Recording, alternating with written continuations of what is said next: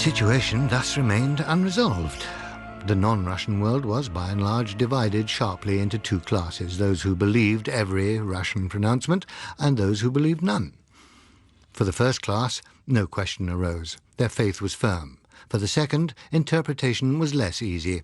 Was one to deduce, for instance, that the whole thing was a lie? Or merely that when the Russians claimed to have accounted for 20 fireballs, they had only, in fact, exploded 5 or so? An uneasy situation, constantly punctuated by an exchange of notes, drew out over months. Fireballs were undoubtedly more numerous than they had been, but just how much more numerous, or more active, or more frequently reported was difficult to assess. Every now and then a few more were destroyed in various parts of the world, and from time to time, too, it would be announced that numbers of capitalistic fireballs had been effectively shown the penalties that awaited those who conducted espionage upon the territory of the only true people's democracy. Public interest must feed to keep alive. Without fresh nourishment, it soon begins to decline. The things existed. They buzzed through the air at high speed. They blew up if you hit them, but beyond that, what? They didn't appear to do anything. At least nothing that anyone seemed to know about. Nor did they do anything to fulfill the sensational role they had seemed to promise. Novelty waned, and an era of explaining away set in. Presently we were back to something very like the St. Elmo's fire position, for the most widely accepted view was that they must simply be some new form of natural electrical manifestation. As time went on, ships and shore stations ceased to fire at them and let them continue on their mysterious ways, noting merely their speed, time, and direction. They were, in fact, a disappointment. Nevertheless, in Admiralty and Air Force headquarters all over the world, these notes and reports came together. Courses were plotted on charts. Gradually, a pattern of a kind began to emerge. At EBC, I was still regarded as the natural silting place for anything to do with fireballs, and although the subject was dead mutton for the moment, I kept up my files in case it should revive. Meanwhile, I contributed in a small way to the building up of the bigger picture by passing along to the authorities such snippets of information as I thought might interest them. In due course, I found myself invited to the Admiralty to be shown some of the results. It was a Captain Winters who welcomed me there, explaining that while what I would be shown was not exactly an official secret, it was preferred that I should not make public use of it yet. When I had agreed to that, he started to bring out maps and charts. The first one was a map of the world, hatched over with fine lines, each numbered and dated in minute figures.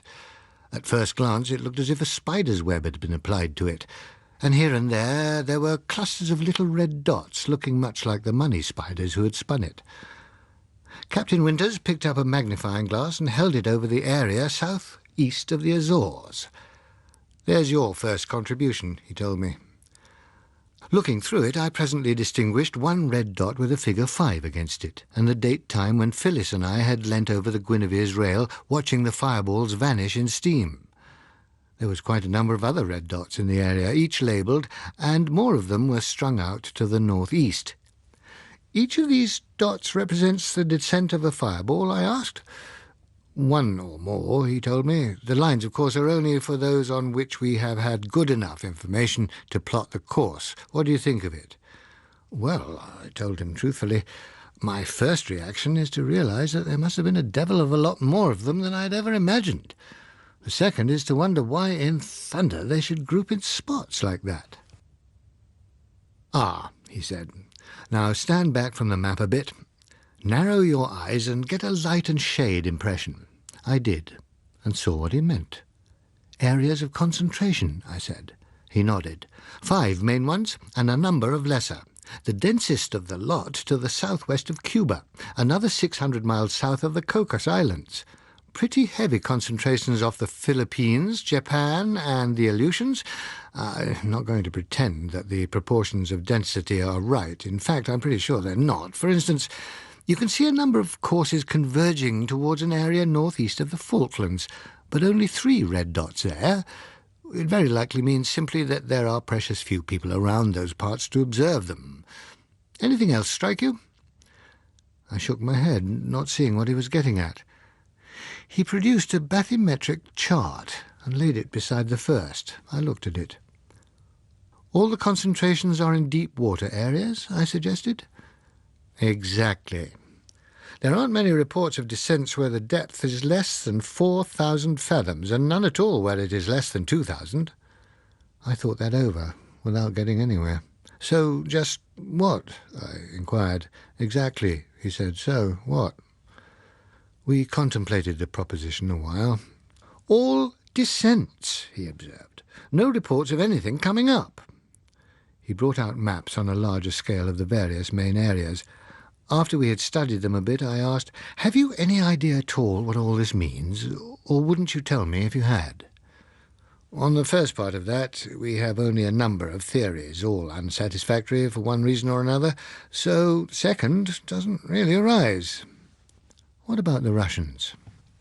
"Nothing to do with them. As a matter of fact, they're a lot more worried about it than we are.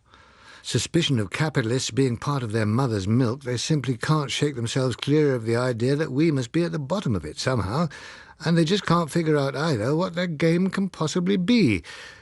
But what both we and they are perfectly satisfied about is that the things are not natural phenomena, nor are they random."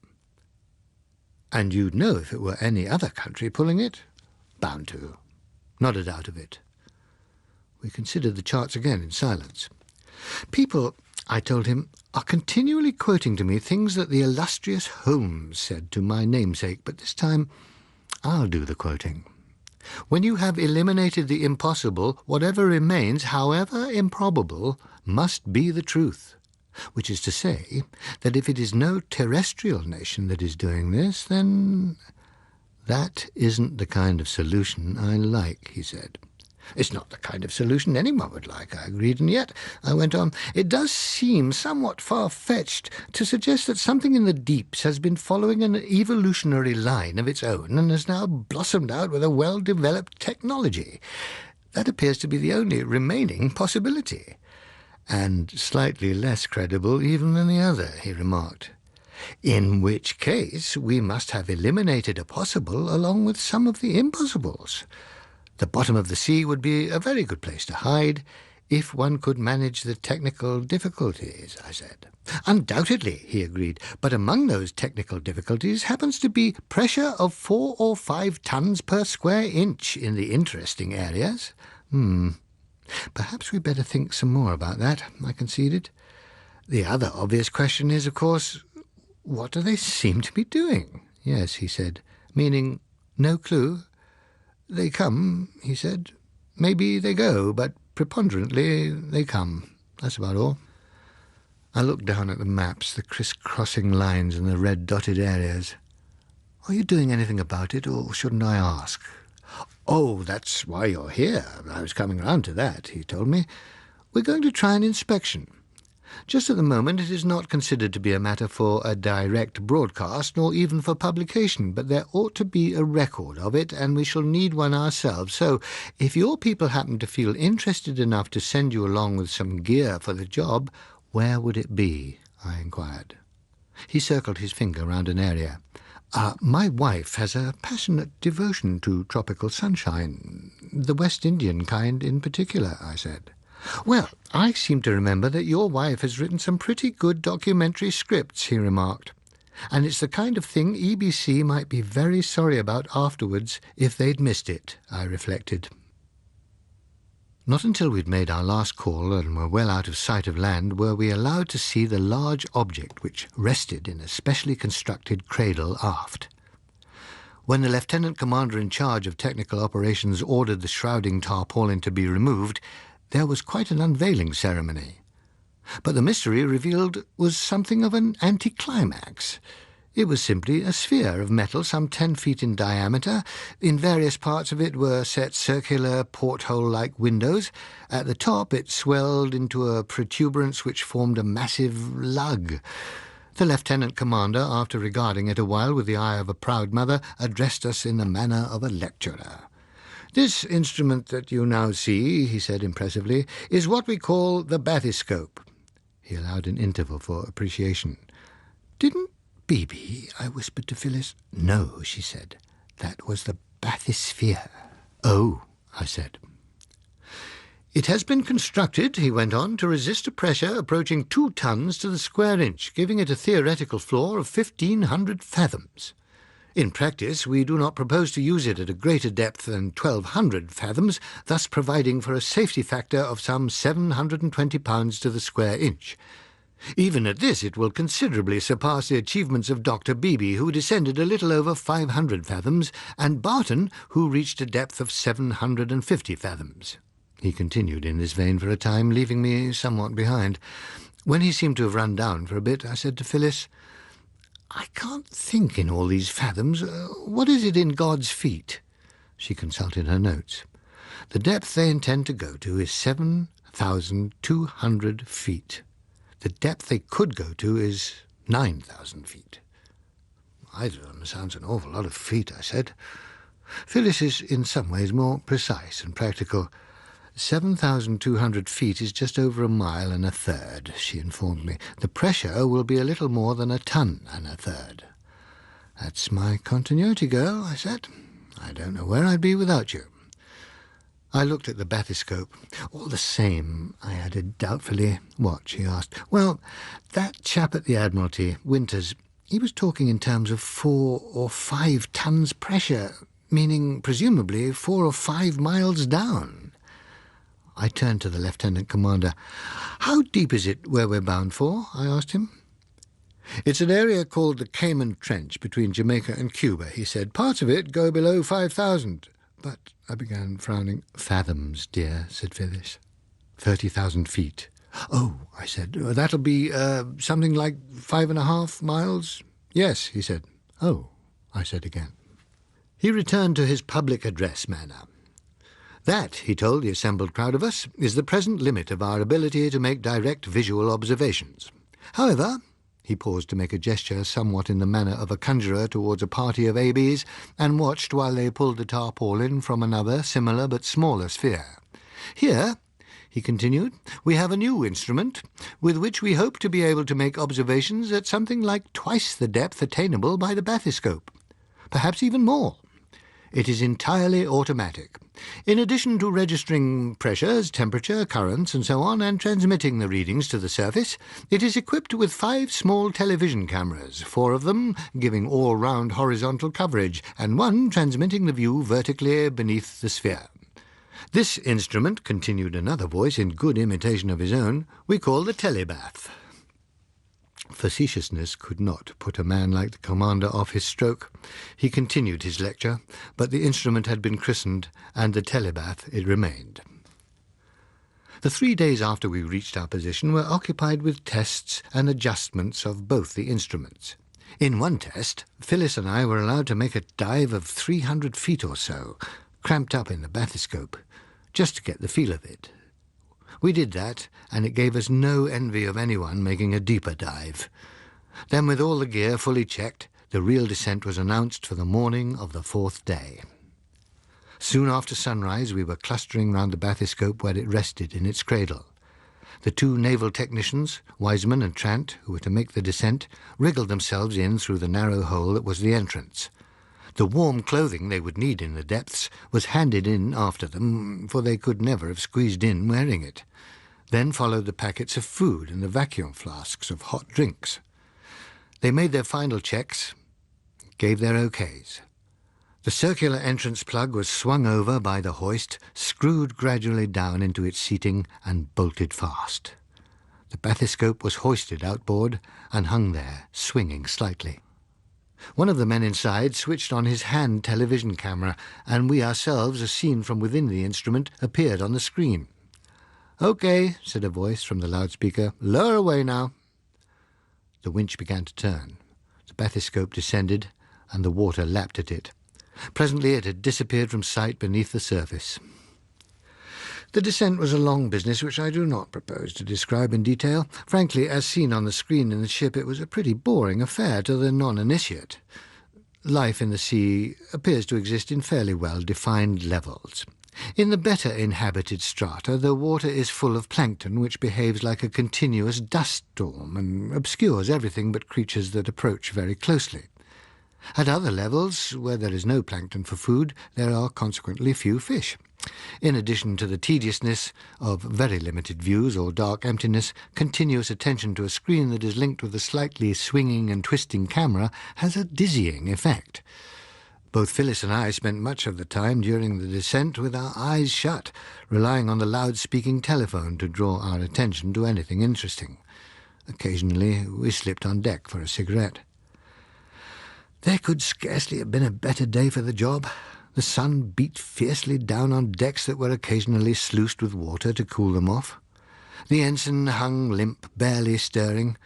The sea stretched out flat to meet the dome of the sky, which showed only one low bank of cloud to the north, over Cuba, perhaps. There was scarcely a sound either, except for the muffled voice of the loudspeaker in the mess, the quiet drone of the winch, and from time to time the voice of a deckhand calling the tally of fathoms. The group sitting in the mess scarcely spoke. They left that to the men now far below. At intervals the commander would ask, "All in order below there?" And simultaneously 2 voices would reply, "Aye, aye, sir." Once a voice inquired, "Did BB have an electrically heated suit?" Nobody seemed to know. "I'd take my hat off to him if he didn't," said the voice. The commander was keeping a sharp eye on the dials as well as watching the screen. "Half-mile coming up, check," he said. The voice from below counted. 4:38, 4:39, now. Half-mile, sir." The winch went on turning. There wasn't much to see. Occasional glimpses of schools of fish scurrying off into the murk. A voice complained, "Sure as I get the camera to one window, a damn great fish comes and looks in at another." 500 fathoms. "You're passing BB now," said the commander. "Bye-bye, BB," said the voice, but it goes on looking much the same. Presently the same voice said, "More life around just here. Plenty of squid, large and small. You can probably see 'em. There's something out this way, keeping on the edge of the light. A big thing. I can't quite... might be a giant squid." "No. My God! It can't be a whale, not down here." "Improbable, but not impossible," said the commander. "Well, in that case... oh, it's sheared off now anyway. Gosh, we mammals do get around a bit, don't we?" In due course the moment arrived when the commander announced, "Passing Barton now," and then added with an unexpected change of manner, "From now on, it's all yours, boys. Sure you're quite happy there? If you're not perfectly satisfied, you've only to say." "That's all right, sir. Everything functioning okay. We'll go on." Up on deck the winch droned steadily. 1 mile coming up," announced the commander. When that had been checked, he asked, "How are you feeling now?"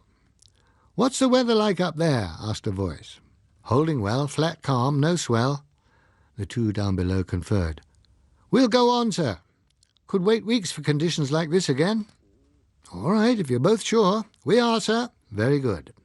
About 300 fathoms more to go, then." There was an interval, then... "Dead," remarked the voice from below. "All black and dead now. Not a thing to be seen. Funny thing the way these levels are quite separate. Ah, now we can begin to see something below. Squids again. Luminous fish. Small shoal there, see? There... Gosh!" He broke off, and simultaneously a nightmare fishy horror gaped at us from the screen. "One of nature's careless moments," he remarked. He went on talking, and the camera continued to give us glimpses of unbelievable monstrosities, large and small. Presently the commander announced, "Stopping you now. 1,200 fathoms." He picked up the telephone and spoke to the deck. The winch slowed, and then ceased to turn. "That's all, boys," he said. "Huh," said the voice from below after a pause. "Well, whatever it was we came here to find, we've not found it." The commander's face was expressionless. Whether he had expected tangible results or not, I couldn't tell.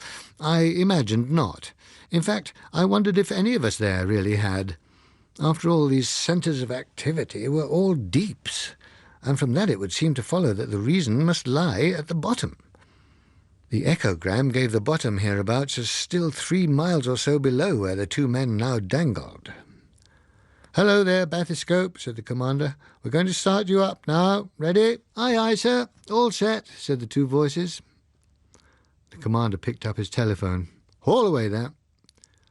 We could hear the winch start and slowly gather speed. "On your way now. All okay. All correct, sir." There was an interval without talk for 10 minutes or more. Then a voice said, "There's something out there. Something big. Can't see it properly. It keeps just on the fringe of the light. Can't be that whale again, not at this depth. Try to show you." The picture on the screen switched and then steadied. We could see the light rays streaming out through the water and the brilliant speckles of small organisms caught in the beam. At the very limits, there was a suspicion of a faintly lighter patch. It was hard to be sure of it. "Seems to be circling us. We're spinning a bit too, I think. I'll try... I got a bit better glimpse of it then. It's not the whale anyway. There, see it now?" This time we could undoubtedly make out a lighter patch. It was roughly oval, but indistinct, and there was nothing to give it scale. Said the voice from below. "That's certainly a new one. Could be a fish, or maybe something else, kind of turtle-shaped. Monstrous-sized brute, anyway. Circling a bit closer now, but I still can't make out any details. Keeping pace with us." Again the camera showed us a glimpse of the thing as it passed one of the bathyscope's ports, but we were little wiser. The definition was too poor for us to be sure of anything about it. "It's going up now, rising faster than we are, getting beyond our angle of view. Ought to be a window in the top of this thing. Lost it now.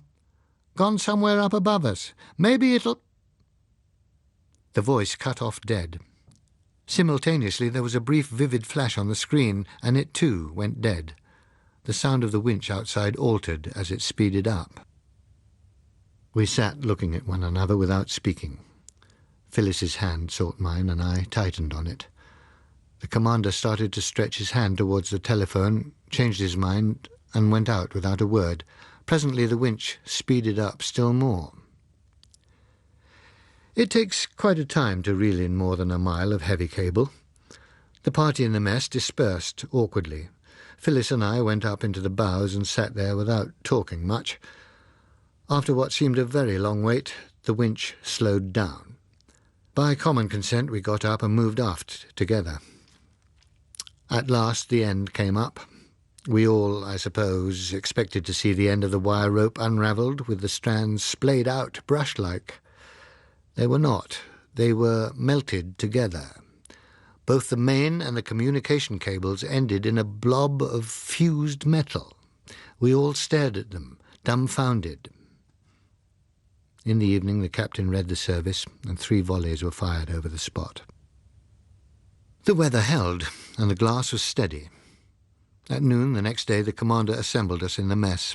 He looked ill and very tired. He said briefly and unemotionally, "My orders are to proceed with the investigation using our automatic instrument. If our arrangements and tests can be completed in time, and provided the weather remains favourable, we shall conduct the operation tomorrow morning, commencing as soon after dawn as possible. I am instructed to lower the instrument to the point of destruction, so there will be no second opportunity for observation." The arrangement in the mess the following morning was different from that on the former occasion. We sat facing a bank of 5 television screens, 4 for the quadrants about the instrument and 1 viewing vertically beneath it. There was also a cine camera photographing all 5 screens simultaneously for the record. Again we watched the descent through the ocean layers, but this time, instead of a commentary, we had an astonishing assortment of chirrupings, raspings and gruntings picked up by externally mounted microphones. The deep sea is, in its lower inhabited strata, it seems, a place of hideous cacophony. It was something of a relief when, at about 3/4 of a mile down, silence fell and somebody muttered, "Said those mics would never take the pressure." The display went on. Squids sliding upwards past the cameras, shoals of fish darting nervously away, other fish attracted by curiosity, monstrosities, grotesques, huge monsters dimly seen, on, a mile down, 1.5 miles, 2 miles, 2.5, and then, at about that, something came into view which quickened all attention on the screens. A large, uncertain, oval shape at the extreme of visibility that moved from screen to screen as it circled round the descending instrument. For 3 or 4 minutes it continued to show on one screen or another, but always tantalizingly ill-defined, and never quite well enough illuminated for one to be quite certain even of its shape.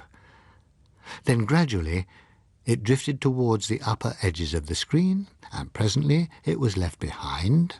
Half a minute later, all the screens went blank. Why not praise one's wife? Phyllis can write a thundering good feature script, and this was one of her best. It was too bad that it was not received with the immediate enthusiasm it deserved. When it was finished, we sent it round to the Admiralty for vetting. A week later we were asked to call. It was Captain Winters who received us. He congratulated Phyllis on the script, as well he might, even if he had not been so taken with her as he so obviously was.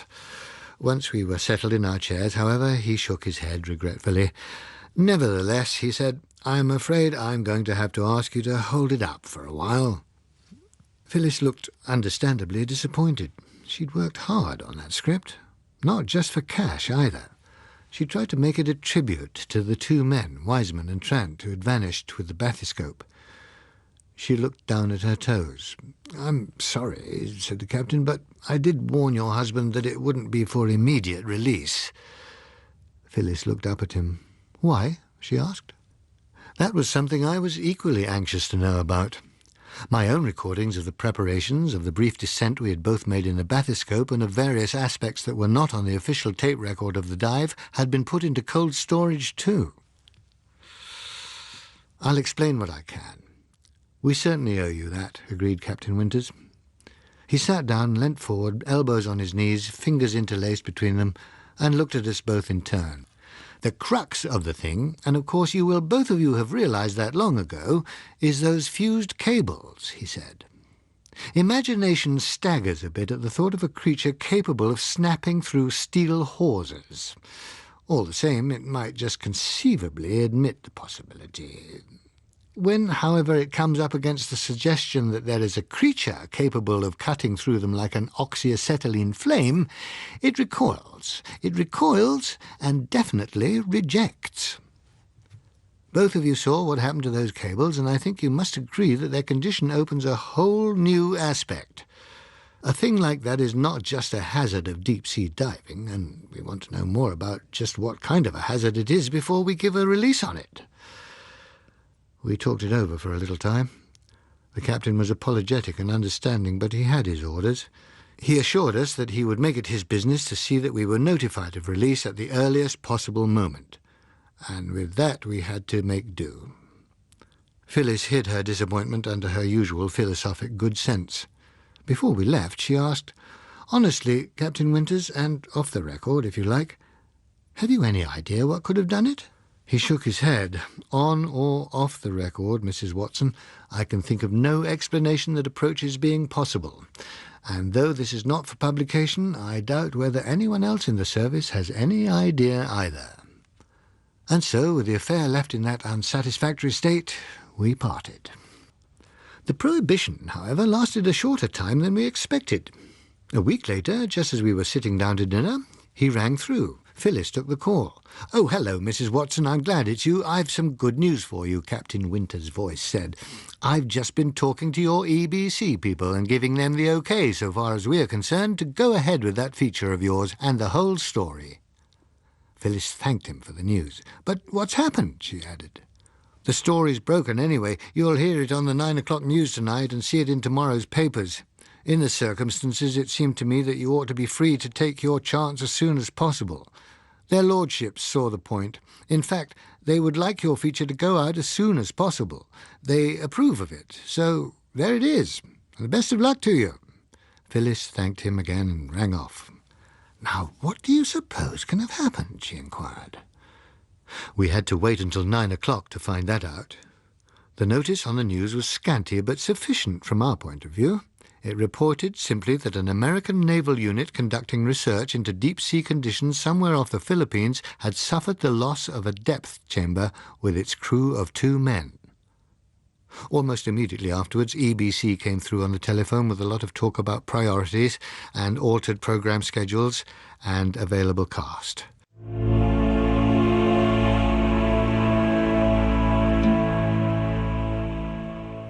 Kraken Wakes was written by John Wyndham and read by Stephen Moore. The programme was produced in Belfast by Susan Carson.